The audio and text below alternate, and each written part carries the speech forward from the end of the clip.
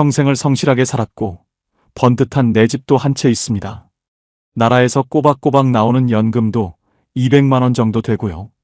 이 정도면 남부럽지 않은 노후라고 생각하시나요? 그런데 왜 저는 매일 밤 거실 소파에 앉아 꺼진 TV 화면을 보며 한숨만 내쉬고 있을까요? 분명히 계획대로 살아왔는데 어디서부터 꼬인 걸까요? 혹시 여러분 중에도 이런 분 계신가요? 집도 있고 연금도 나오는데 이상하게 통장 잔고는 늘 바닥이고 자식 얼굴 보기가 무서워지는 그런 분들 말입니다. 오늘 이야기는 그저 남의 집 이야기가 아닐 겁니다. 평범했던 저희 부부가 어떻게 벼랑 끝까지 밀려났는지, 그리고 그 끝에서 제가 내린 선택이 무엇이었는지 말씀드리려 합니다. 과연 저는 그나마 남은 집 한 채까지 전부 잃었을까요? 아니면 기적처럼 다시 평온한 일상을 찾았을까요? 아버지, 솔직히 말씀해 보세요. 저 자식 맞긴 해요? 지난주 금요일 저녁이었습니다. 청주 시내에서 중국집을 운영하는 36살. 아들놈이 예고도 없이 집에 들이닥쳐서 다짜고짜 소리를 지르더군요. 하루 종일 하천 가공 공장에서 기름때 묻히며 일하던 시절에도 저는 자식 앞에서 단 한 번도 기를 죽인 적이 없었습니다. 그런데 그날은 아들의 서슬 퍼런 눈을 똑바로 쳐다볼 수가 없더라고요. 다른 친구 부모들은 사업한다고 하면 집도 담보 잡아서 도와주고 어떻게든 길을 열어준다는데 아버지는 어떻게 그렇게 모른 척을 하세요? 아들의 목소리는 이미 울음 섞인 분노로 가득 차 있었습니다. 코로나 때 받은 대출 5천만 원이 발목을 잡아서 가게를 접지도 못하고 매달 이자만 내느라 피가 마른다는 건 알고 있었죠. 하지만 저라고 무슨 뾰족한 수가 있었겠습니까? 퇴직하고 남은 거라곤 지금 살고 있는 24평 아파트 한 채랑 아내와 제 앞으로 나오는 국민연금, 기초연금 합쳐서 200만 원 남짓인데 말이죠. 우리가 안 도와주는 게 아니라 미녀가 우리도 여력이 없다. 옆에서 듣고 있던 아내 정희 씨가 조심스럽게 한마디 거들었습니다. 정희 씨도 평생 유치원 선생님으로 일하다가 이제는 허리 디스크 때문에 복대 없이는 걷는 것도 힘들어하는 처지거든요. 그런데 아들은 그 말이 더 화가 났나 봅니다. 식탁 위에 놓여있던 물컵을 바닥으로 쓸어버리더군요. 여력이 없긴 왜 없어요? 이 집 있잖아요. 이 집. 이거 담보로 조금만 융자 받아주면 저 살 수 있다니까요. 부모 운도 없지 진짜. 나중에 후회하지 마세요. 쾅. 소리가 나게 현관문을 닫고 나가는 아들의 뒷모습을 보며 저는 한참 동안 그 자리에 서 있었습니다. 깨진 유리 조각 위로 거실 불빛이 반사되는데 그게 꼭 제 신세 같더라고요. 평생을 하청 기업 생산직으로 몸 바쳐 일했습니다. 남들 쉴 때 잔업하고 특근하며 악착같이 모아서 이 집 하나 마련했죠. 내 자식만큼은 나처럼 기름 냄새 맡으며 살게 하지 않겠다고 다짐하면서요. 그런데 정작 은퇴하고 나니 그 자식이 저를 원망의 눈초리로 보고 있습니다. 열심히 산 죄밖에 없는데 왜 저는 죄인이 되어야 하는 걸까요? 알고 보니 문제는 단순히 아들의 사업 실패가 아니었습니다. 저희 부부가 믿고 있었던 200만 원이라는 숫자의 함정, 그리고 노후를 준비하며 절대 해서는 안 될 치명적인 실수들이 숨어 있었죠. 도대체 어디서부터 잘못된 걸까요? 지금부터 68세. 김근수. 제 인생이 송두리째 흔들렸던 그 처절한 기록을 시작해 보겠습니다. 끝까지 들어보시면 아마 여러분의 노후를 지킬 방법이 보이실 겁니다. 제 실수를 반면교사 삼아 여러분은 저 같은 일을 겪지 않으셨으면 좋겠습니다. 제 젊은 시절을 떠올려보면 가장 먼저 코끝을 찌르는 건 눅눅한 기름 냄새입니다. 청주 외곽에 있는 자동차 부품 하청 기업에서만 무려 35년을 일했거든요. 남들은 대기업 아니라고 고개를 저었을지 몰라도 저는 그곳에서 제 청춘을 다 바쳤습니다. 매일 아침 7시 반이면 어김없이 작업복을 입고 컨베이어 벨트 앞에 섰습니다. 무거운 쇳덩이를 하루에도 수백 번씩 들어올리고 내리는 일이었죠. 그때는 제가 강철로 만든 로봇인 줄 알았어요. 조금 아프면 파스 한 장 붙이고 퇴근길에 소주 한 잔 마시면 다 낫는 줄 알았습니다. 여보, 오늘은 좀 일찍 들어오면 안 돼요? 당신 걷는 게 예전 같지 않아. 아내 정희 씨가 아침마다 제 뒷모습을 보며 걱정스럽게 내뱉던 말입니다. 정희 씨도 유치원 선생님으로 평생을 아이들과 씨름하며 살았거든요. 조그만 의자에 앉아 하루 종일 허리를 구부리고 지냈으니 아내 역시 몸이 성할 리 없었죠. 하지만 저희 둘 다 멈출 수가 없었습니다. 하나뿐인 아들놈 대학 보내고 장가 보낼 미천이라도 마련해줘야 한다는 생각뿐이었으니까요. 그런데 말이에요. 몸이 예전 같지 않다는 걸 알았을 때 이미 늦었더라고요. 60대 중반이 되던 해 갑자기 오른쪽 다리에 전기가 오듯 찌릿한 통증이 찾아왔습니다. 처음에는 그냥 근육이 뭉쳤겠거니 하고 넘겼죠. 하지만 어느 날 아침 침대에서 일어나려는데 발가락 끝에 감각이 전혀 없는 거예요. 바닥에 발을 딛는 순간 그대로 주저앉고 말았습니다. 병원을 찾아갔더니 의사 선생님이 MRI 사진을 가리키며 혀를 차더군요. 김근수 씨, 이 상태로 어떻게 버티셨어요? 4번, 5번. 척추뼈 사이 연골이 다 터져서 신경을 누르고 있습니다. 그 길로 수술대에 올랐고 제 인생의 일막은 그렇게 강제로 마침표를 찍게 되었습니다. 정년퇴직을 불과 1년 앞둔 시점이었습니다. 회사에서는 위로금조로 조금 더 챙겨주긴 했지만 그게 다 무슨 소용입니까? 평생 일하던 공장을 도망치듯 나오는데 하늘이 노랗게 보이더라고요. 제 손에는 3억 5천만 원짜리 낡은 아파트 한 채와 몸 하나 건사하기 힘든 허리디스크만 남았습니다. 문제는 여기서 끝이 아니었습니다. 제가 수술하고 집에 누워있는 동안 아내 정희 씨의 건강도 급격히 나빠졌습니다. 제 수발을 들랴 유치원 퇴직하고 집안일 하랴 무리를 했던 모양이에요. 결국 아내도 저와 똑같은 허리디스크 판정을 받았습니다. 부부가 나란히 거실에 복대를 차고 누워있는데 서로 얼굴만 봐도 눈물이 핑 돌더라고요. 우리가 무슨 부귀영화를 누리겠다고 이렇게 몸을 혹사했을까요? 아내가 천장을 보며 내뱉은 그 한마디가 가슴바닥에 묵직하게 가라앉았습니다. 당시 가장 무서웠던 건 통증보다 경제적인 공포였어요. 직장 다닐 때는 꼬박꼬박 350만 원 넘게 들어오던 월급이 끊기니까 세상이 멈춘 것 같았죠. 그나마 다행인 건 둘이 합쳐서 국민연금이랑 기초연금이 200만 원 정도 나온다는 사실이었습니다. 그래, 애들 다 키웠고 집도 있으니 200만 원이면 둘이 입에 풀칠은 하겠지. 그때는 정말 그렇게 믿었습니다. 아니, 그렇게 믿고 싶어서 억지로 마음을 다잡았던 것 같아요. 하지만 나중에 알았는데요. 노후에 몸이 아픈 상태로 받는 200만 원은 월급쟁이 시절의 200만 원과는 질적으로 완전히 달랐습니다. 예상치 못한 구멍이 여기저기서 뻥뻥 뚫리기 시작했거든요. 일단 한 달에 들어가는 약값과 재활 치료비만 해도 만만치 않았습니다. 젊을 때 들어둔 보험이 몇 개 있긴 했지만 갱신형이라 보험료는 껑충 뛰었고 막상 혜택을 받으려니 제외되는 항목은 왜 그리도 많은지 병원 한 번 다녀오면 하루 일당만큼의 돈이 우습게 사라졌습니다. 알고 보니 제가 계산했던 노후 생활비에는 간병과 노화라는 변수가 빠져 있었던 겁니다.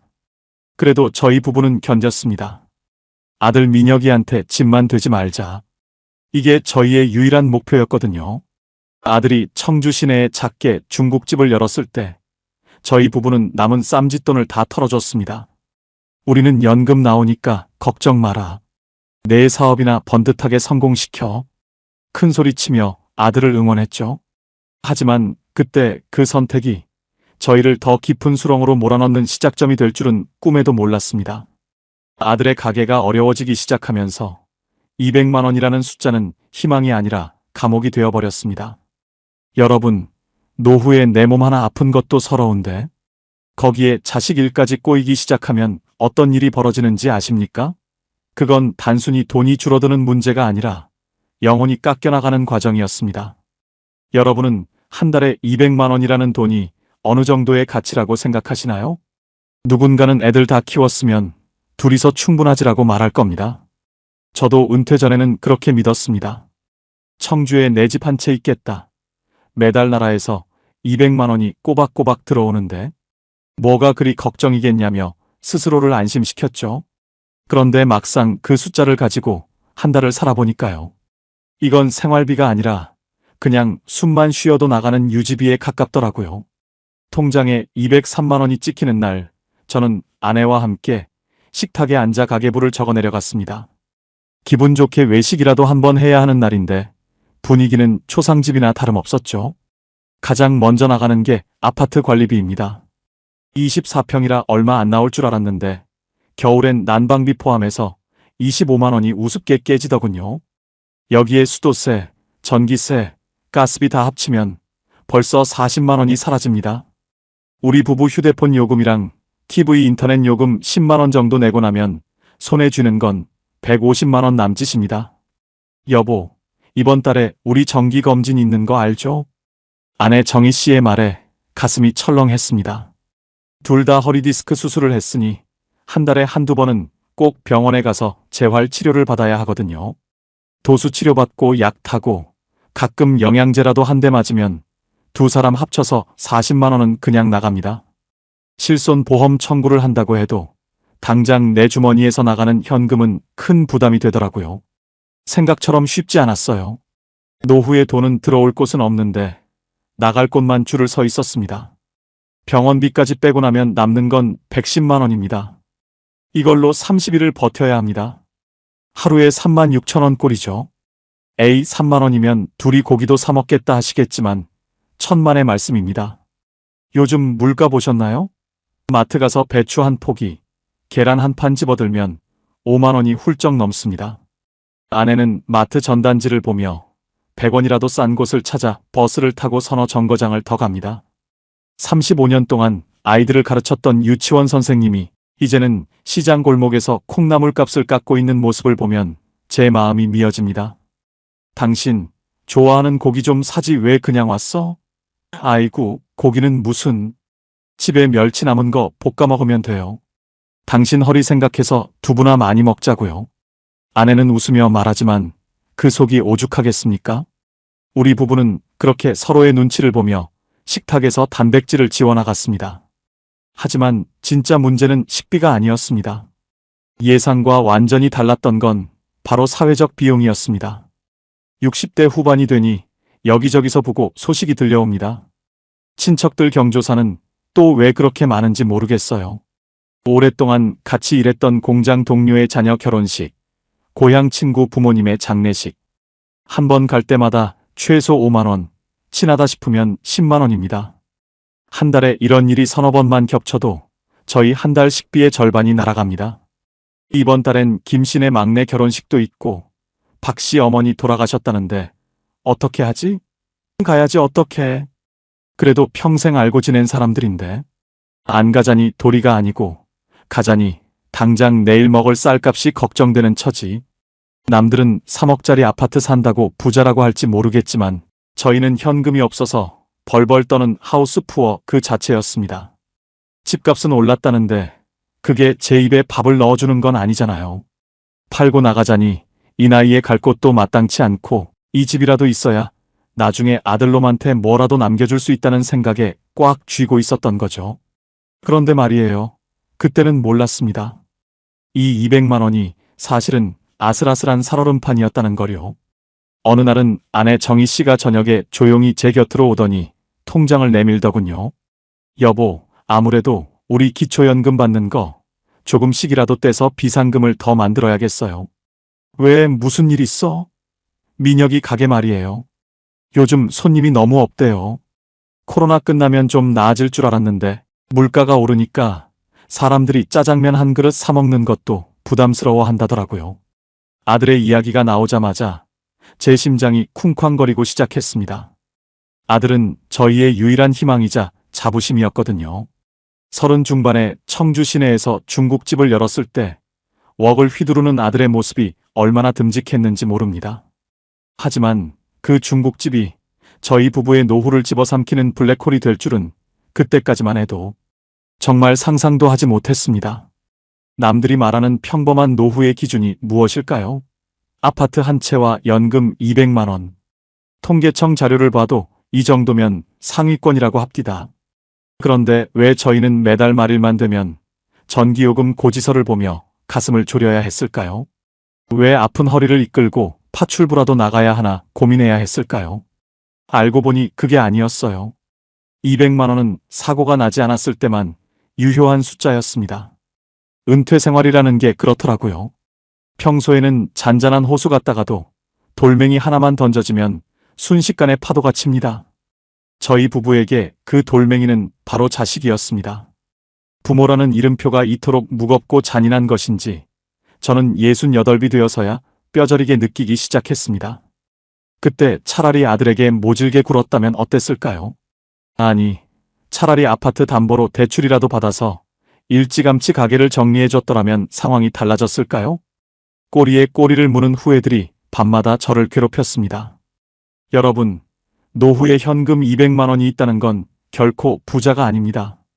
언제 터질지 모르는 시한폭탄을 안고 사는 것과 다름없다는 걸 저는 그때는 미처 깨닫지 못했습니다. 연금 200만 원의 실체를 깨닫고 나니 가만히 앉아 있을 수가 없었습니다. 이대로 가다가는 아들놈 가게가 망하기도 전에 우리 부부부터 길바닥에 나앉겠더라고요. 그래서 저는 아내 정희 씨와 머리를 맞대고 노후 생존 전략을 짰습니다. 그 이름은 거창하지만 사실은 눈물겨운 허리띠 졸라매기였죠. 가장 먼저 손을 댄 건 관계였습니다. 나이가 들면 돈 없이는 친구도 없다는 말이 정말 뼈에 사무치더군요. 한 달에 서너 번씩 나가던 동창회, 공장 동료들 모임을 전부 끊었습니다. 근수야, 왜 이렇게 얼굴 보기 힘들어? 라는 전화를 받을 때마다 허리가 안 좋아서 당분간 집에서 요양해야 해라는 뻔한 핑계를 댔습니다.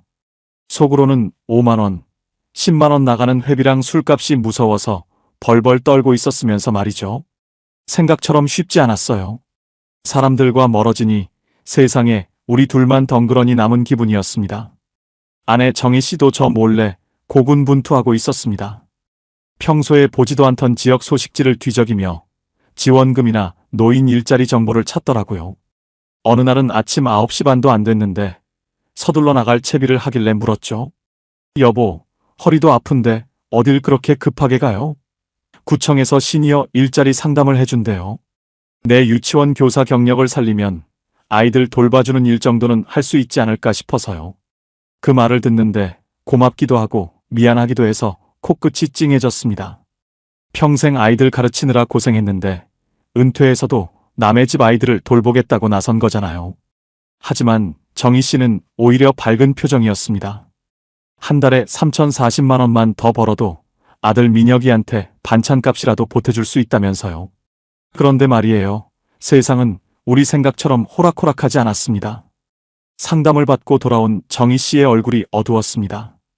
유치원 교사 자격증이 있어도 나이가 너무 많고 결정적으로 허리 수술 이력이 발목을 잡았대요. 아이들을 안아주거나 같이 움직여야 하는데 복대를 차고 있는 할머니를 누가 반기겠습니까? 결국 아내가 찾아온 건 동네 공원 청소나 거리 환경 미화 같은 육체 노동뿐이었습니다. 그마저도 대기자가 너무 많아 언제 차례가 올지 모른다는 답변만 듣고 왔더라고요. 여보, 너무 낙심하지 마요.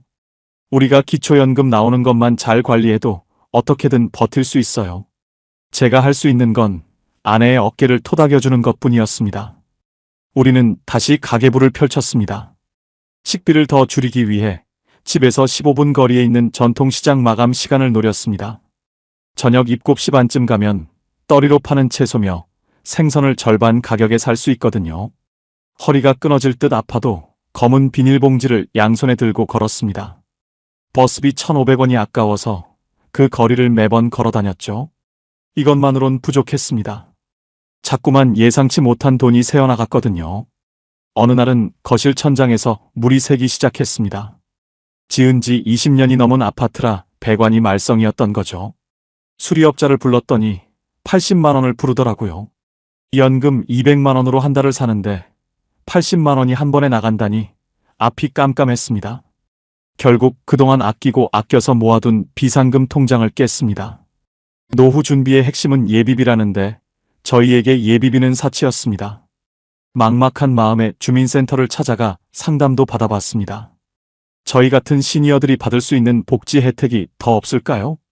직원은 친절하게 이것저것 조회해보더니 고개를 저었습니다. 어르신, 본인 명의의 아파트가 있으시고 연금 소득이 기준을 약간 상회하셔서 추가 지원은 어렵습니다. 집이 있다는 게 평생 성실하게 연금을 부었다는 게 오히려 독이 되어 돌아오는 기분이었습니다. 차라리 아무것도 없었으면 나라에서 다 도와줬을까요? 가끔은 그런 위험한 생각까지 들더라고요. 알고 보니 노후의 1순위 투자처는 재테크가 아니라 건강관리였습니다. 치료비를 아끼겠다고 물리치료 횟수를 줄였더니 바로 신호가 오더군요. 아내 정희 씨가 자다가 다리에 쥐가 나서 비명을 지르며 깨는 날이 늘어났습니다. 병원에 가면 의료비로 몇십만 원이 나갈 게 뻔하니 아내는 참고 또 참았습니다. 제가 억지로 병원에 끌고 가려 하면 정희 씨는 늘 이렇게 말했습니다. 민혁이 가게 월세가 밀렸다는데 내 병원비가 문제예요? 난 괜찮아요. 부모 마음이라는 게 참 미련하죠. 내 몸이 썩어 문드러지는 건 괜찮은데 자식 입에 거미줄 치는 건 못 보겠는 겁니다.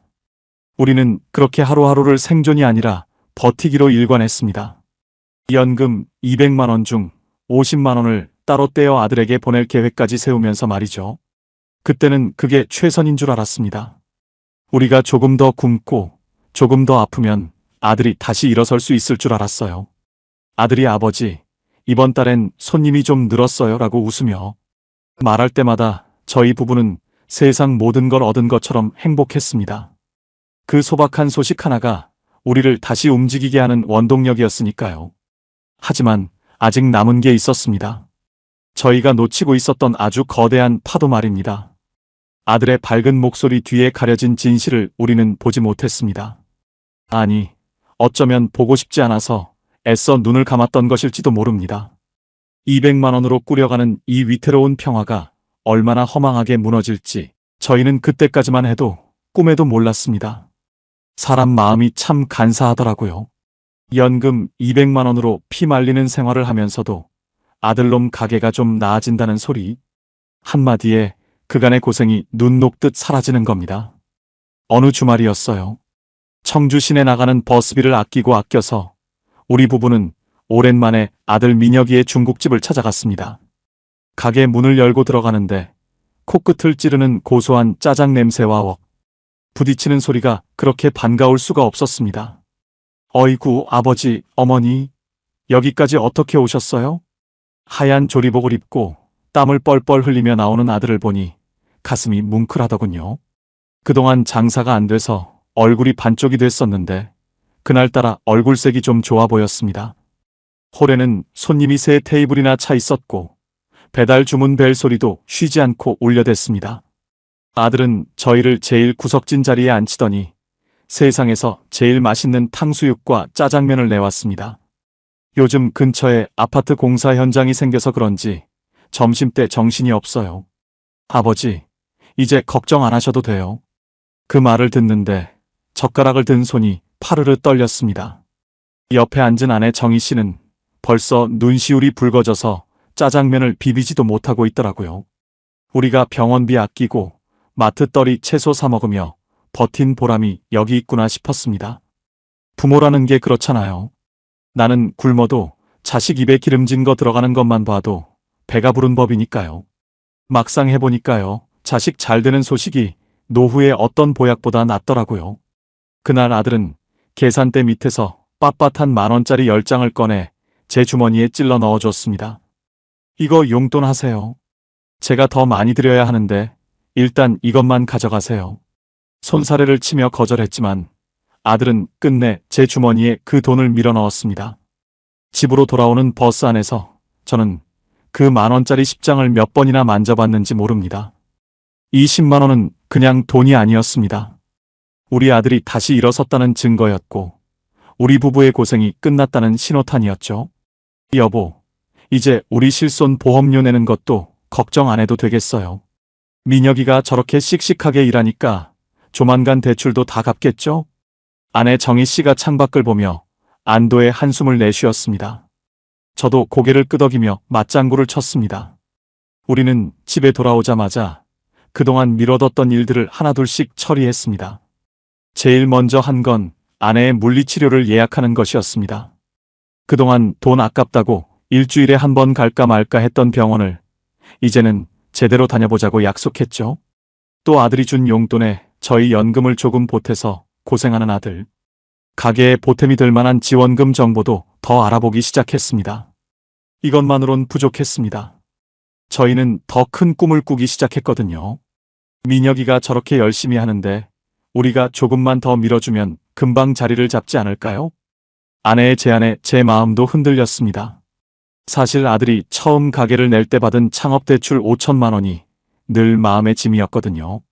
금리가 올라서 이자만 해도 매달 수십만 원씩 나간다는 소리를 들었을 때 제 가슴이 다 미어졌습니다.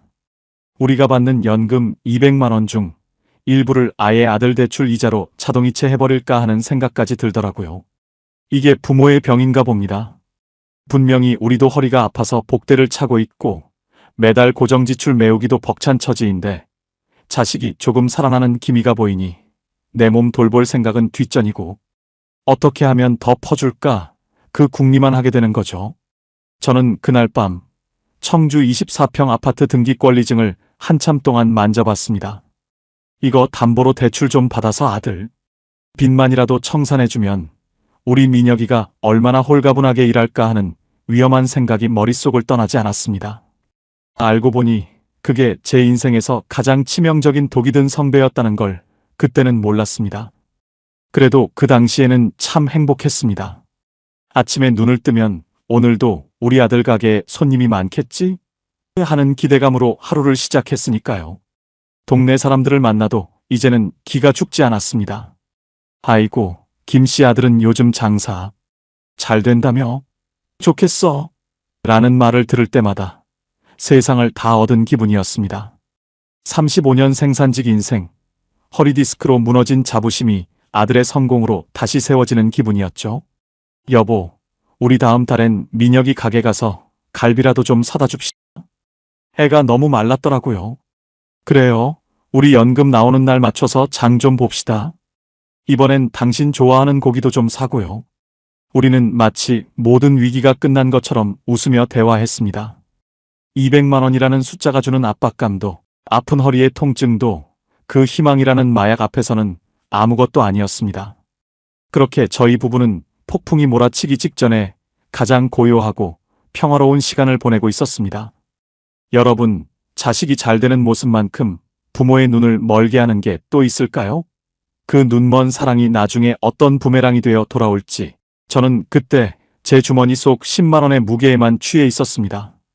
그렇게 아들 가게가 조금씩 자리를 잡아간다는 소식을 들으며 저희 부부의 일상에도 모처럼 만의 평화가 찾아왔습니다. 연금 200만 원이라는 돈이 전에는 숨통을 조이는 밧줄 같더니 마음이 편해지니까 또 그럭저럭 살만한 돈처럼 느껴지더라고요. 사람 마음이라는 게 참 간사하죠? 불과 몇 달 전까지만 해도 전기요금 1만 원에 벌벌 떨던 제가 마트에 가서 아내가 좋아하는 딸기 한 팩을 장바구니에 툭 던져 넣는 여유를 부리고 있었습니다. 여보, 우리 이번 달에는 오랜만에 온천이라도 한번 다녀올까요? 당신 허리도 자꾸 쑤신다는데. 제가 먼저 슬쩍 말을 건넸습니다. 아내 정희 씨는 처음엔 돈 아깝게 무슨 온천이에요 라고 손사래를 쳤지만 입가에 번지는 미소는 감추지 못하더라고요. 결국 우리는 큰맘 먹고 청주 근처에 있는 작은 온천으로 당일치기 여행을 다녀왔습니다. 뜨끈한 물에 몸을 담그고 있으니 35년 공장 생활의 피로와 퇴직 후의 불안감이 싹 씻겨 내려가는 기분이었습니다. 그래, 이 정도면 됐다. 자식 안 굶고 우리 두 사람 아프면 병원 갈 정도는 되니까. 그런 자족하는 마음이 들면서 정말로 노후 고민이 다 해결된 것만 같았습니다. 예상과 완전히 달랐습니다. 그건 해결이 아니라 잠깐 찾아온 착시 현상이었을 뿐이었죠. 온천을 다녀온 뒤로 저는 그동안 미뤄뒀던 연금 수령액도 다시 한번 꼼꼼히 확인해보고 아내의 실손 보험 보장 범위도 전문가에게 상담을 받았습니다. 보험 설계사는 저희의 상황을 보더니 지금 수준이면 큰 병만 아니면 충분히 방어가 가능합니다라고 하더군요. 그 말이 어찌나 달콤하게 들리던지 저는 정말로 이제 남은 생은 꽃길만 걸으면 되는 줄 알았습니다. 아들의 사업자 대출 이자도 아들이 직접 잘 챙기고 있다고 하니 더 이상 저희가 보태줄 것도 걱정할 것도 없다고 생각했죠. 여러분도 혹시 이런 적 있으신가요? 이제 고생 끝났구나, 다 해결됐구나 싶어서 마음을 턱 놓고 있었는데 사실은 그게 가장 위험한 순간이었다는 걸 나중에야 깨닫게 되는 그런 때 말입니다. 그 무렵 저는 동네 노인정에도 다시 나가기 시작했습니다. 그전에는 돈 없어서 커피 한 잔 못 사는 게 부끄러워 피했었는데 아들이 보내준 용돈으로 친구들에게 밥도 한 끼 사고 커피도 대접했습니다. 김씨, 아들이 장사가 아주 잘 된다며? 좋겠어. 자식 농사 잘 지었네. 친구들의 칭찬을 들으며 어깨가 으쓱해지는 기분. 그게 제 노후의 마지막 자존심이자 행복이었습니다. 집에 돌아오면 아내와 함께 텔레비전을 보며 소소하게 웃고 내일은 또 어떤 맛있는 걸 해먹을까 고민하는 그런 평범한 일상. 이게 바로 제가 꿈꾸던 은퇴 후의 삶이었습니다. 이것만으론 부족했습니다. 진짜 평화라면 더 견고했어야 했거든요. 당시에는 아들이 가끔 집에 들러서 보여주던 그 밝은 모습이 전부인 줄 알았습니다. 아들은 저희에게 늘 아버지, 이제 손님들이 줄을 서요. 5천만 원 대출요? 그거 금방 갚아요라고 장담했죠. 저희 부부는 그 말을 철석같이 믿었습니다. 부모라는 사람들이 참 바보 같죠? 자식이 괜찮다고 하면 정말 괜찮은 줄 압니다. 사실은 아들의 조리복 소매가 예전보다 더 낡아 있고 아들의 눈 밑에 다크서클이 짙게 내려앉아 있었다는 걸 눈치챘어야 했는데 말이죠. 그 평화로운 시기에도 저희 집 거실 달력에는 동그라미가 쳐진 날짜들이 많았습니다. 기초연금 들어오는 날, 국민연금 들어오는 날. 우리는 그 날짜만 기다리며 다음 달 계획을 세웠습니다. 다음 달엔 아들 가게에 에어컨 한 대 놔줄까? 여보, 그건 너무 비싸요. 대신 우리 민혁이 보약이나 한 재 지어줍시다. 이런 대화를 나누며 보내던 시간들이 지금 생각하면 꿈만 같습니다. 나중에 알았는데요. 그때 그 서류를 다시 확인했어야 했습니다. 어느 날 저녁이었습니다. 아내와 함께 거실에서 과일을 깎아 먹고 있는데 현관문 아래로 우편물 하나가 툭 떨어지더라고요. 보통은 아파트 고지서거나 광고지인데 그날따라 왠지 모르게 가슴이 두근거렸습니다. 봉투를 뜯어보니 아들의 이름으로 온 연체 독촉장이었습니다. 분명히 아들은 장사가 잘 된다고 했고 이자도 꼬박꼬박 내고 있다고 했는데 독촉장에 적힌 금액은 제가 상상할 수 있는 범위를 훨씬 넘어서 있었습니다. 여보, 이건 뭐야? 민혁이 가게 무슨 일 있는 거 아니야? 아내의 목소리가 가늘게 떨렸습니다. 제 손도 눈에 띄게 파르르 떨리기 시작했죠. 그 편지 한 장이 저희 부부가 몇 달간 공들여 쌓아온 모래성 같은 평화를 순식간에 무너뜨렸습니다. 그동안 우리가 느꼈던 안도감, 행복, 여유, 그 모든 것이 가짜였다는 사실을 깨닫는 데는 채 1분도 걸리지 않았습니다. 알고 보니 그게 다가 아니었습니다. 독촉장은 시작일 뿐이었어요. 저는 당장 아들에게 전화를 걸었습니다. 하지만 아들은 전화를 받지 않았습니다. 한 번, 두 번, 세 번. 신호음만 무심하게 울려 퍼지는 거실에서 우리 부부는 말없이 서로를 쳐다봤습니다. 아내 정희 씨의 눈에는 이미 눈물이 고여 있었고 제 허리는 다시 전기가 오는 것처럼 찌릿하며 통증이 도지기 시작했습니다. 여러분, 인생은 참 잔인합니다. 가장 행복하다고 믿었던 순간에 가장 잔혹한 진실을 던져주니까요. 연금 200만 원으로 온천 여행을 다니며 웃던 저희 부부의 모습이 마치 남의 이야기처럼 멀게만 느껴졌습니다. 이제 우리에게 남은 건 이 3억짜리 아파트 한 채와 도대체 무슨 일이 벌어진 건지 알 수 없는 아들의 행방뿐이었습니다. 아직 남은 게 있었어요. 제가 믿었던 모든 세상이 뒤집힐 만한 아주 끔찍한 진실 말입니다. 그날 밤 저는 한숨도 자지 못했습니다. 거실 소파에 앉아 캄캄한 창밖을 보며 자문했습니다. 민혁아, 너 도대체 무슨 짓을 한 거니? 그리고 애비라는 나는 왜 아무것도 몰랐던 거니? 폭풍 전야의 고요함은 그렇게 끝이 났고 제 인생에서 가장 어둡고 긴 터널이 눈앞에 나타났습니다. 어둠 속에 덩그러니 놓인 독촉장을 보며 밤을 지새운 다음 날 새벽 저는 도저히 참을 수가 없어서 첫 차를 타고 아들의 가게로 달려갔습니다. 아내 정희 씨는 불안한지 제 옷소매를 붙잡고 같이 가겠다고 했지만 저는 억지로 아내를 집에 떼어놓고 나왔습니다. 제 허리가 다시 비명을 질렀지만 그 통증보다 가슴속에서 타오르는 불안감이 더 컸거든요. 청주 시내에 도착해 아들의 가게 앞에 섰을 때 저는 제 눈을 의심했습니다. 분명히 며칠 전만 해도 활기가 넘치던 가게. 문에는 내부 수리 중이라는 낡은 종이 한 장만 덜렁 붙어 있었고 문은 굳게 잠겨 있었습니다. 가게 안을 들여다보니 테이블 위엔 먼지가 뿌옇게 쌓여 있고 배달통은 구석에 아무렇게나 나뒹굴고 있더군요. 아니, 이게 어떻게 된 일이야? 심장이 입 밖으로 튀어나올 것 같았습니다. 그때 옆집 세탁소 사장님이 저를 보더니 혀를 차며 다가오더군요. 아이고, 사장님 아버지 되시죠? 민혁이 사장 안 본 지 일주일도 넘었어요. 여기 월세가 6개월이나 밀려서 건물주가 명도 소송안에 만에 난리가 났는데 그것도 모르고 계셨어요? 순간 머릿속이 하얘지면서 바닥이 뱅글뱅글 돌기 시작했습니다. 분명히 아들은 장사가 잘 된다고 했습니다. 며칠 전 제 주머니에 넣어준 그 빳빳한 10만 원은 도대체 어디서 난 돈이었을까요? 저는 미친 사람처럼 아들에게 전화를 걸고 또 걸었습니다. 수십 번의 시도 끝에 겨우 연결된 아들의 목소리는 제가 알던 듬직한 아들의 목소리가 아니었습니다. 술에 잔뜩 취해 갈라진 짐승의 울음소리 같은 목소리였죠. 아버지, 죄송해요. 저 진짜 죽으려고 했어요. 그런데 문제는 그 다음이었어요. 아들이 숨기고 있던 진실은 제가 상상하던 것보다 훨씬 처참했습니다. 아들을 겨우 찾아내서 청주 외곽의 낡은 자취방으로 갔을 때 아들은 제 앞에 무릎을 꿇고 통곡했습니다.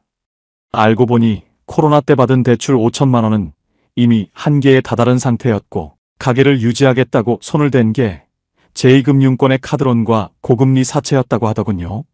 빚은 어느새 1억 5천만 원까지 불어나 있었습니다. 아들이 저희에게 보여준 그 활기찬 모습은 부모에게 마지막 자존심을 지키고 싶어서 연기한 가짜 연극이었던 겁니다. 너 미쳤냐?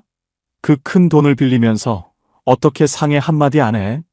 제가 소리를 지르자 아들은 바닥에 머리를 찌우며 울었습니다.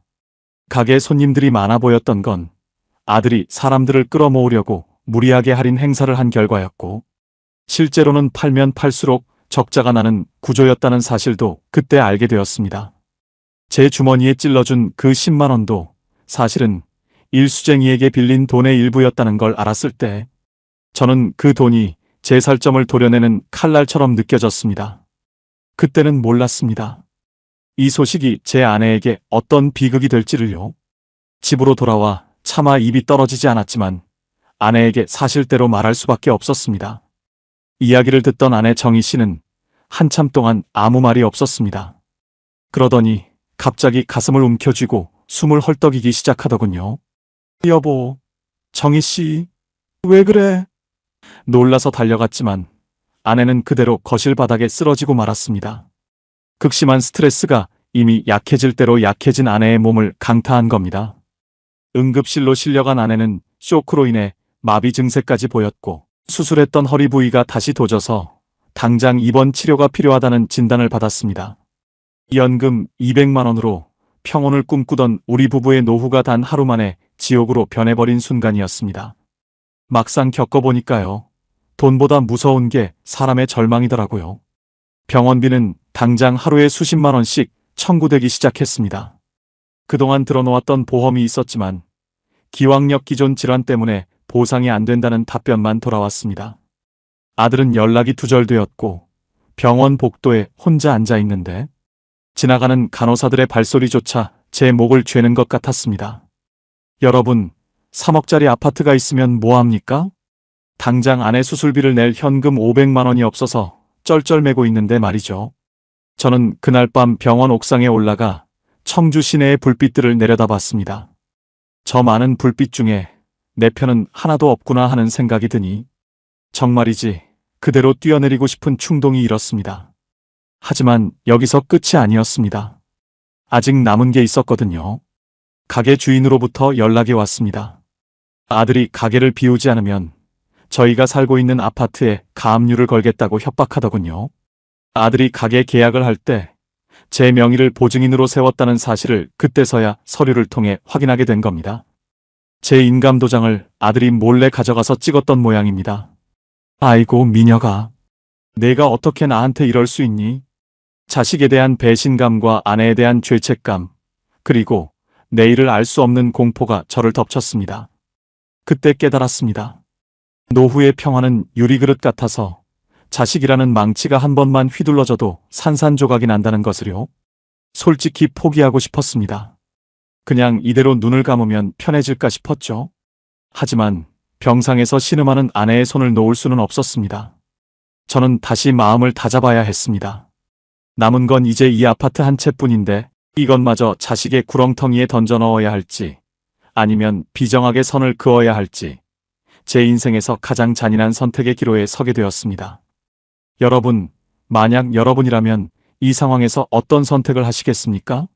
하나뿐인 자식이 빚쟁이들에게 쫓기고 있고 아내는 병원비가 없어서 치료를 중단해야 할 처지라면 당신은 그 소중한 집을 지키실 수 있겠습니까? 병원 복도 차가운 의자에 앉아 있으면 사람 사는 게 참 덧없다는 생각이 듭니다. 아내는 병실 안에서 산소 마스크를 쓰고 누워 있고 저는 밖에서 1분에 한 번씩 휴대폰 계산기를 두드리고 있었습니다. 연금 200만 원.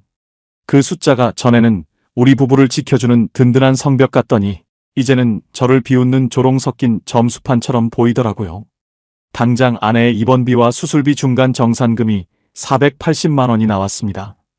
거기에 간병인을 쓰지 않으면 제가 아내 곁을 지켜야 하는데 제 허리도 끊어질 듯 아파서 누군가의 도움 없이는 아내를 일으킬 수도 없었죠. 간병비만 하루에 15만 원, 한 달이면 450만 원입니다. 우리 부부 한 달 연금 전체를 다 쏟아부어도 간병비 절반 대기도 벅찬 상황이 된 겁니다. 생각처럼 쉽지 않았어요. 노후를 준비했다는 자부심이 무너지는 건 순식간이었습니다. 그때 병원 로비로 아들이 나타났습니다. 일주일 만에 본 아들의 몰골은 차마 눈 뜨고 볼 수 없을 정도로 처참했습니다. 머리는 헝클어지고 눈은 휑하니 패여서 꼭 넋이 나간 사람 같더군요.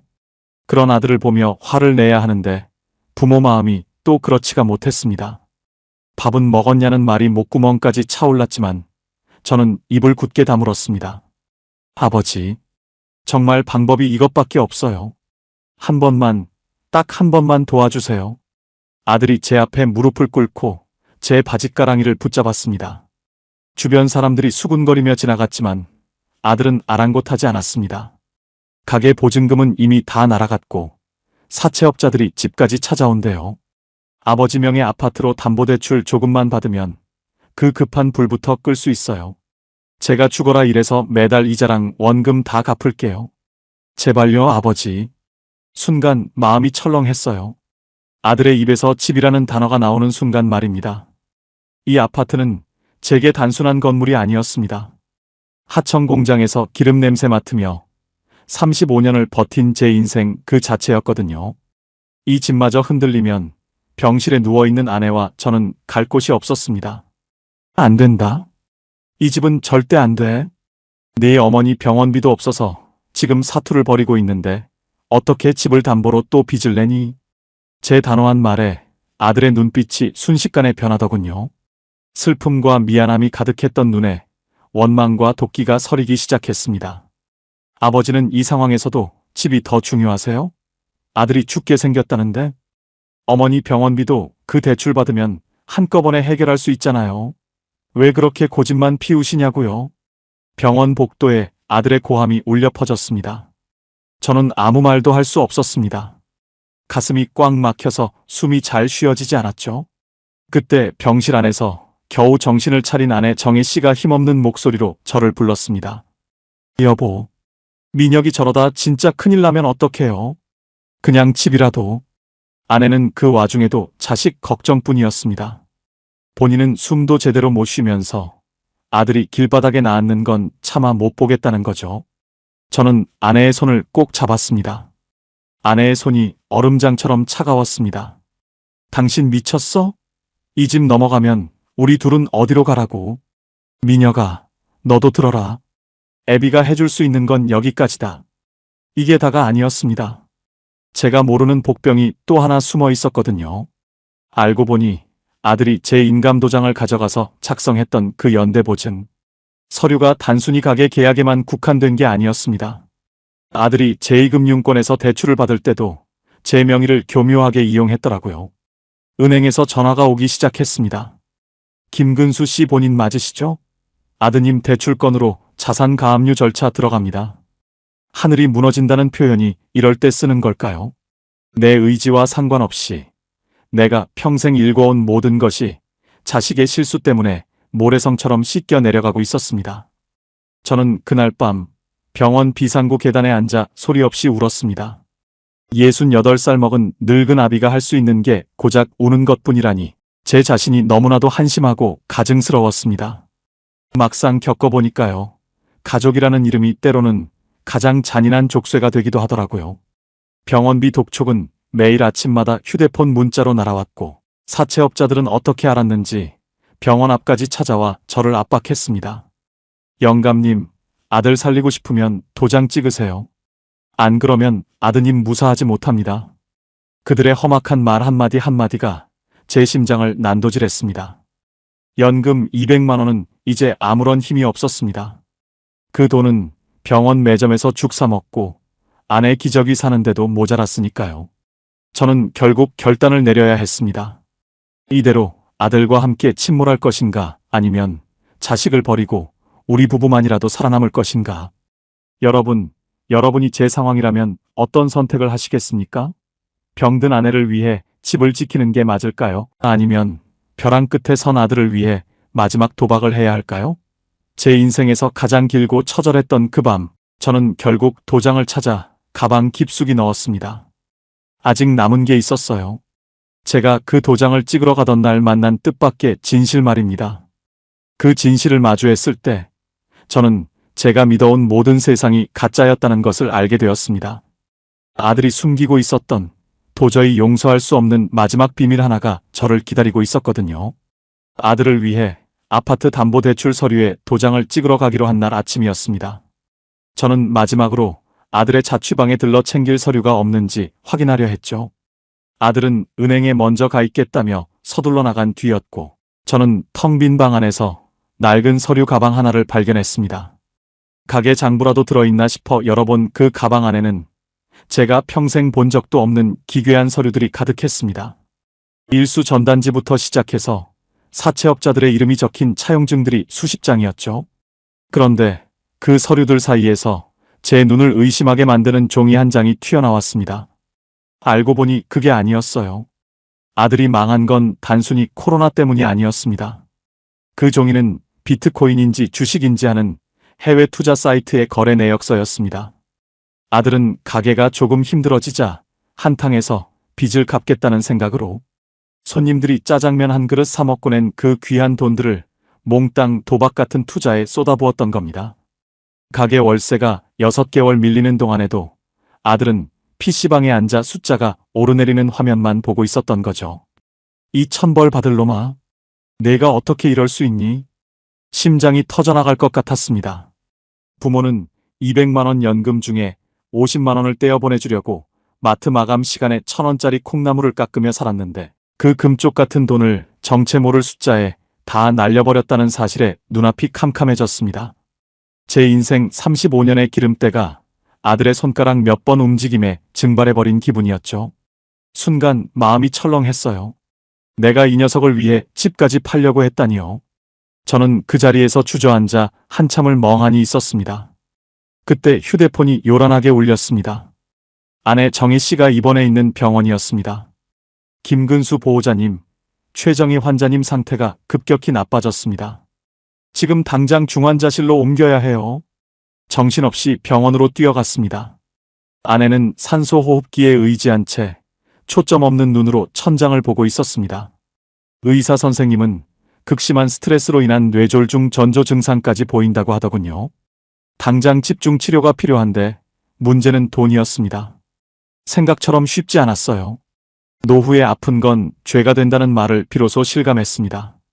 하루 간병비 15만 원에 중환자실 입원비, 비급여 치료비까지. 병원 원무과에서는 밀린 정산금 800만 원을 해결하지 않으면 다음 치료가 어렵다는 식의 이야기를 완곡하게 전해왔습니다. 제 수중에 남은 건 이번 달 국민연금 들어올 날만 손꼽아 기다리는 텅 빈 통장뿐인데 말이죠. 여보, 미안해. 내가 못나서 당신을 이렇게 만들었네. 아내의 야윈 손을 잡고 울었습니다. 아내는 대답 대신 눈물 한 방울을 힘겹게 흘리더군요. 그때 병원 복도 저 끝에서 아들이 나타났습니다. 은행에 왜 안 왔냐며 따지러 온 모양이었습니다. 저는 아들의 얼굴을 보자마자 있는 힘껏 뺨을 후려쳤습니다. 너 이 가방에 있는 게 다 뭐야? 이게 다 내가 말한 사업 자금이었냐? 복도에 서류 뭉치를 내던졌습니다. 아들은 당황한 기색도 잠시, 이내 얼굴을 붉히며 소리를 질렀습니다. 저도 살려고 그랬어요. 그까짓 중국집에서 언제 그 빚 다 갚고 효도하냐고요. 아버지, 지금 이게 중요해요? 당장 도장 안 찍으면 저 진짜 사채업자들한테 죽는다니까요. 솔직히 포기하고 싶었습니다. 자식이 아니라 괴물을 키웠다는 생각에 소름이 돋았죠. 병원 복도에서 아비와 자식이 서로 멱살을 잡고 싸우는 꼴이라니. 지나가는 사람들이 수군거리고 간호사들이 달려와 저희를 말렸습니다. 저는 그 현장에서 깨달았습니다. 제가 끝까지 자식을 지키겠다고 이 아파트를 담보로 대출을 받는 순간 우리 부부는 길바닥에서 굶어 죽는 것 외에는 선택지가 없다는 사실을요. 연금 200만 원은 이제 아들의 빈 이자로 다 나갈 것이고 아픈 아내는 요양병원은커녕 차가운 방에서 진통제 한 알 없이 버텨야 할 겁니다. 저는 결심했습니다. 이 지옥 같은 사슬을 내 손으로 직접 끊어내야겠다고 말이죠. 하지만 여기서 끝이 아니었습니다. 아직 남은 게 있었거든요. 아들은 제 결연한 눈빛을 보더니 갑자기 실성한 사람처럼 웃기 시작했습니다. 아버지, 제가 바보인 줄 아세요? 이미 아버지 인감으로 위임장 다 써놨어요. 오늘 안 오셔도 제2금융권에서는 이미 서류 검토 끝났다고요. 세상이 무너지는 기분이 바로 이런 걸까요? 평생을 성실하게 살았던 제 인생의 대가가 가장 사랑했던 자식의 배신으로 돌아왔을 때 저는 더 이상 인간으로서 살아가야 할 이유를 찾지 못했습니다. 여러분, 노후에 자식에게 모든 걸 거는 게 얼마나 위험한 일인지 아십니까? 자식은 부모의 희망이기도 하지만 때로는 부모의 노후를 산 채로 파먹는 괴물이 되기도 합니다. 저는 이제 마지막 사투를 준비해야 했습니다. 내 아파트를, 내 아내를, 그리고 내 남은 존엄을 지키기 위한 처절한 싸움을요. 아들이 제 인감으로 위임장을 써놨다는 소리를 들었을 때 제 안에서 무언가 툭 하고 끊어지는 기분이 들었습니다. 그건 자식에 대한 마지막 기대였을지도 모르고 부모로서의 미련이었을지도 모릅니다. 저는 그 길로 경찰서와 해당 금융기관으로 미친 듯이 뛰어갔습니다. 이미 늦었을지도 모른다는 공포가 온몸을 휘감았지만 지금 멈추지 않으면 정말 끝장이라는 생각뿐이었죠. 창구 직원에게 신분증을 내밀며 떨리는 목소리로 외쳤습니다. 이거 제가 쓴 위임장 아닙니다. 제 도장 도용된 거예요. 당장 중단시켜주세요. 천만다행으로 대출 심사 서류 검토 단계였고 저는 그 자리에서 모든 권한을 취소했습니다. 그리고 곧장 주민센터로 가서 제 인감을 말소해버렸죠. 내 자식을 내 손으로 막아선 그 순간 손이 얼마나 떨리던지 찻잔을 들 힘조차 없더라고요. 알고 보니 그게 다가 아니었습니다. 가게는 이미 회생불능 상태였어요. 가게 주인은 명도 소송을 준비 중이었고 사채업자들은 아들을 찾지 못해 안달이 나 있었습니다. 저는 아들을 불러 병원 앞 카페에 앉혔습니다. 제 앞에는 35년 생산직 인생이 담긴 낡은 수첩과 아들이 날려먹은 투자 내역서가 놓여 있었습니다. 아들은 여전히 제 눈을 피하며 다리를 떨고 있더군요. 미녀가 가게 정리해라. 권리금이고 뭐고 다 포기하고 오늘 당장 폐업 신고해. 아들은 기겁하며 소리를 질렀습니다. 아버지, 지금 정리하면 저 진짜 신용불량자 돼요. 이 집만 담보 잡으면 다시 일어설 수 있다니까요. 저는 아들의 말을 가로막았습니다. 아니, 너는 못 일어나. 내가 땀 흘려 번 돈이 아니라 숫자의 영혼을 판 순간 너는 이미 끝난 거야. 이 집은 네 어머니와 내 목숨줄이다. 자식 살리겠다고 부모가 죽어나가는 건 사랑이 아니라 비극이야. 오늘 이후로 너한테 단돈 10원도 안 줄 거다. 내 빚은 내가 채무 조정을 하든 막노동을 하든 내 힘으로 해결해. 생각처럼 쉽지 않았어요. 아들은 저를 원수 보듯하며 카페를 박차고 나갔습니다. 그 뒷모습을 보는데 심장이 찢어지는 것 같았지만 이상하게 눈물은 나오지 않더라고요. 대신 기묘한 해방감이 찾아왔습니다. 부모라는 이름으로 짊어졌던 그 무거운 굴레를 비로소 내려놓은 기분이었거든요. 아들은 그 길로 연락을 끊었습니다. 나중에 들리는 소문에 의하면 가게는 결국 강제 집행을 당했고 아들은 신용불량자가 되어 지방 어딘가로 일을 하러 떠났다고 하더군요. 결국 저희 부부에게 남은 건 청주의 24평 아파트 한 채와 매달 들어오는 연금 200만 원뿐이었습니다. 아내 정희 씨는 한 달간의 집중 치료 끝에 기적처럼 고비를 넘기고 퇴원했습니다. 물론 예전처럼 건강하게 걷지는 못하지만 이제는 거실에서 저와 함께 따뜻한 차 한 잔을 나눌 정도는 되었습니다. 막상 해보니까요, 욕심을 버리니 200만 원이라는 돈이 다시 보이기 시작했습니다. 우리는 가장 먼저 가계부를 완전히 뜯어 고쳤습니다. 아들의 대출 이자로 나갈 뻔했던 돈을 우리 부부의 재활 치료비와 식비로 돌렸죠. 비싼 병원 대신 보건소에서 운영하는 시니어 운동 프로그램에 참여했고 국민연금 수령액에 맞춰 생활 규모를 철저히 줄였습니다. 남들 시선 때문에 억지로 나갔던 경조사도 이제는 정말 가까운 곳 아니면 정중히 사절합니다.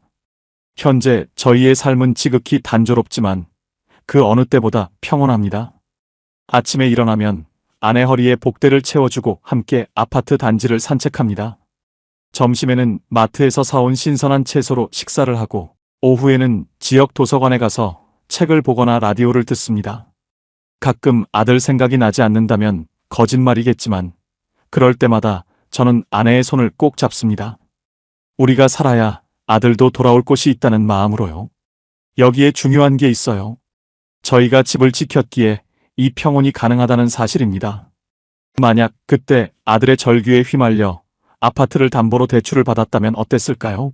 지금쯤 우리 부부는 월세방을 전전하며 아내의 약값조차 대지 못해 서로를 원망하며 무너졌을 겁니다.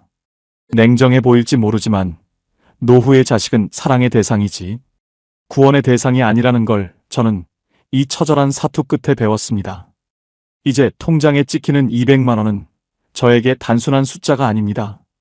이건 누군가에게 구걸하지 않아도 되는 제 마지막 존엄이고 아픈 아내를 지킬 수 있는 유일한 방패입니다.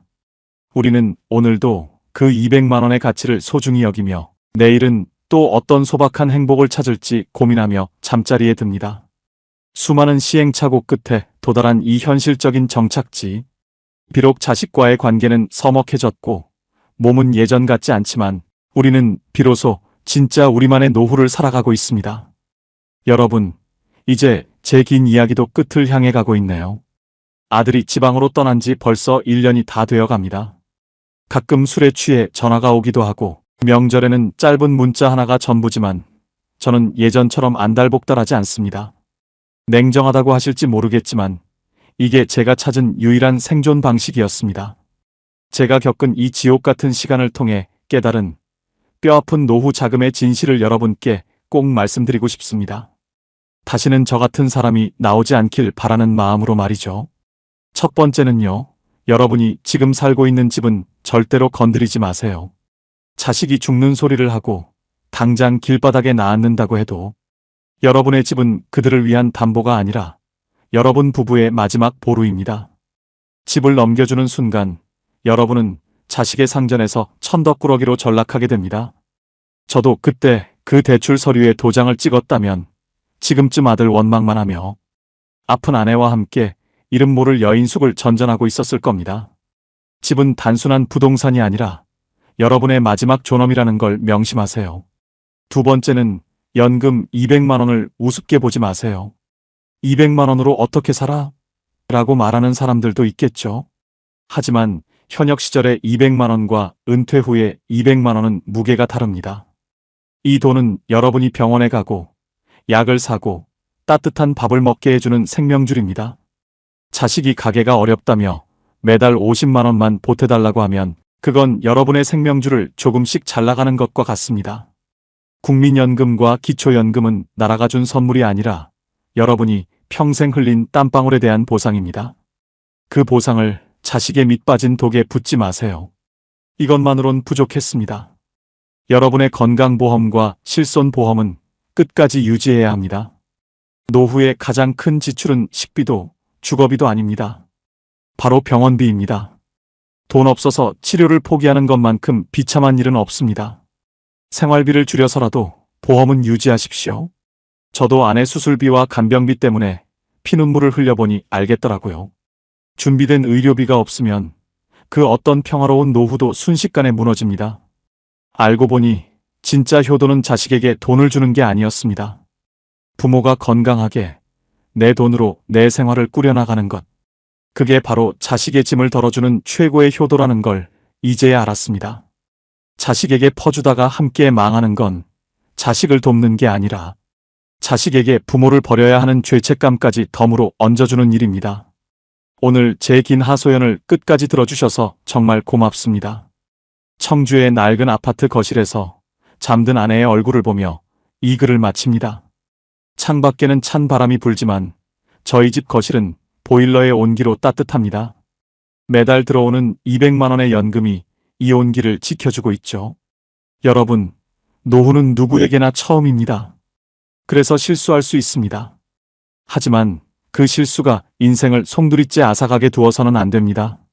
오늘 제 이야기가 여러분의 마음 한구석에 작은 경종이 되었으면 좋겠습니다. 오늘 내용 중 꼭 기억해야 할 핵심 3가지입니다. 집은 마지막까지 사수하세요. 담보대출은 노후 파산의 지름길입니다. 현금 흐름인 연금은 자식과 공유하지 마세요. 내 입에 먼저 밥이 들어가야 자식도 보입니다. 건강관리가 최고의 재테크입니다. 병원비로 나가는 돈을 줄이는 게 연금 받는 것보다 낫습니다. 지금 이 순간에도 자식 걱정 때문에 밤잠 설치시는 분들이 계실 겁니다. 하지만 여러분, 이제는 여러분 자신을 먼저 사랑하세요. 여러분이 행복해야 자식도 언젠가 돌아올 자리가 생기는 법입니다. 이 이야기가 조금이라도 도움이 되셨다면 구독과 좋아요 부탁드립니다. 여러분의 소중한 응원이 저 같은 시니어들에게는 큰 힘이 됩니다. 혹시 여러분도 비슷한 고민이 있으시다면 댓글로 남겨주세요. 함께 나누면 그 무게가 조금은 가벼워질 겁니다. 주변에 노후 준비로 힘들어하는 친구분이 계시다면 이 영상을 꼭 공유해주세요. 여러분의 공유 한 번이 누군가의 소중한 집과 노후를 지킬 수도 있습니다. 저는 다음에도 더 솔직하고 현실적인 이야기로 찾아뵙겠습니다. 오늘도 건강하시고 여러분의 소중한 200만 원을 꼭 지키는 하루가 되시길 바랍니다. 지금까지 김근수였습니다. 감사합니다.